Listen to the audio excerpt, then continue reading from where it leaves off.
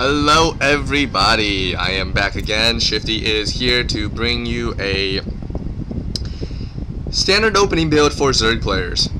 Now, I know that you might say, oh Shifty, what do you have to say about Zerg? You suck at Zerg. Well, that is very true for all you haters out there, but I have played with Zerg because I do, as any good player does, you have to test out the other races in order to know the timing of their builds and how their builds can vary, so you know what units to counter and build against, or you know, to build to counter the Zerg units.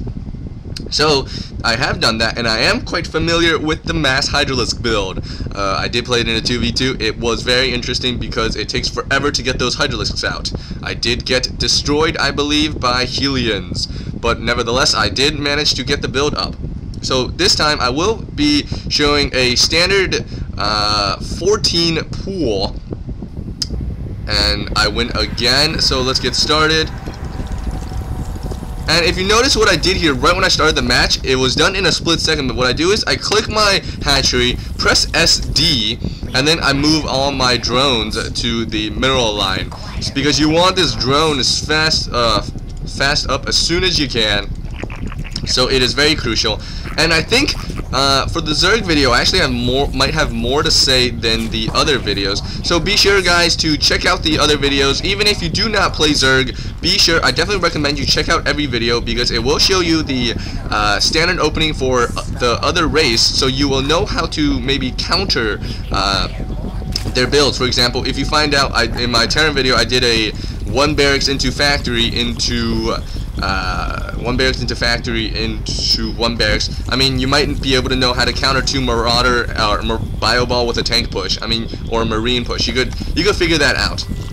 So anyways, I am not going to go for the extractor trick because I personally just don't really like it. I think it does give you an advantage of like maybe a second earlier you get that drone up and you mine a little earlier, but personally I find no benefit in that. So anyways, I will be getting my spawning pool at 14 population and then a gas at 14 population, and then I will be going for an expand later. So 14 population, you build a drone, you build a spawning pool, so your population actually drops to 13. So when you get the extractor up, before you get it up, build another drone so you can get your population up to 14 again. And once you get up to 14, you can expand at 15 population. Actually, this is, I wouldn't say this is necessarily a standard opening, but I could do it, and I think it is a valuable, I mean, it is a good build. You do want your expansion up as soon as possible, but it also denies the possibility of getting a bunker rush because you are getting your spawning pool early up, so you could get more, could get some units. So anyways, I am going to keep up all my drone production. I am not going to go for speedlings or zerglings in general, actually, because I just don't want to invest right now. I am going to go for a queen. 16 population, I am going to be able to go for a queen if you keep up this production. And now you should build an overlord because a queen does cost 2 population.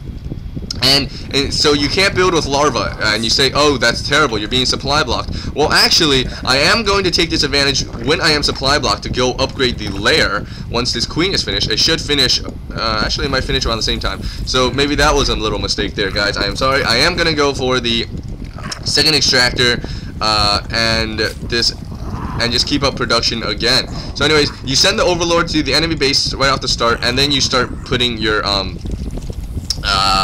overlords at certain expansions, and I am going to get the lair as soon as possible, spew this larva crap, and just get up more drones.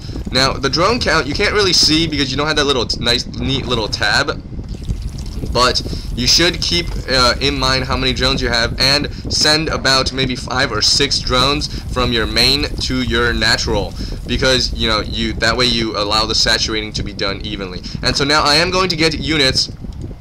And I am not getting my queen at the moment at my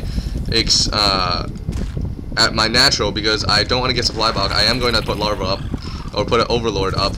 So, and the next time after I use my first larva spawn, I am spawning the creep.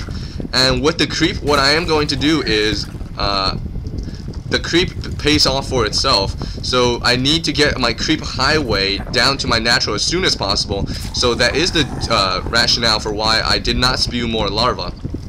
And once I get my lair up, I am going to throw down my Hydralisk den. And so here, this is going for a very quick harass. If I get my Hydralisk up soon enough, they are going to deal a lot of damage. I do have very few units, so if you see the other player like going for a lot of units heavy, put up 2 spine crawlers right here. Very good. Do a line defense or a sort of a concave. So anyways, just spew more larvae. And constantly keep that up, and with your overlords, generate the creep around everywhere you can. It is very good because the creep tumor will allow itself to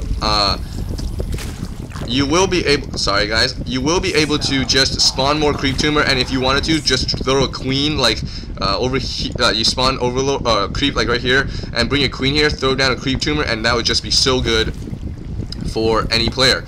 So now you can, I am actually supply blocked, so you notice that my Zerg skills are not nearly as good as my Protoss or Terran, but this is generally how you should start off. I am going to lay another creep tumor because I do want to get my highway up as soon as possible. This highway extending into the other map. Unless you are playing against a Zerg player, you should have no fear of extending this highway because it only serves to benefit you, this highway, whereas if you play against a Zerg player, then the creep might actually benefit the other player. So you just want to be cautious of that.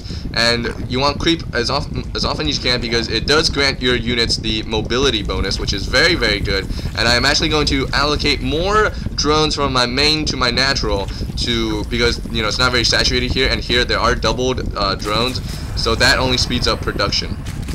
So anyways, now my Hydralisk army is being poured up, and I am just gonna, and you can attack here, do a little harass, and see the other opponent. If he has more units, then just pull back.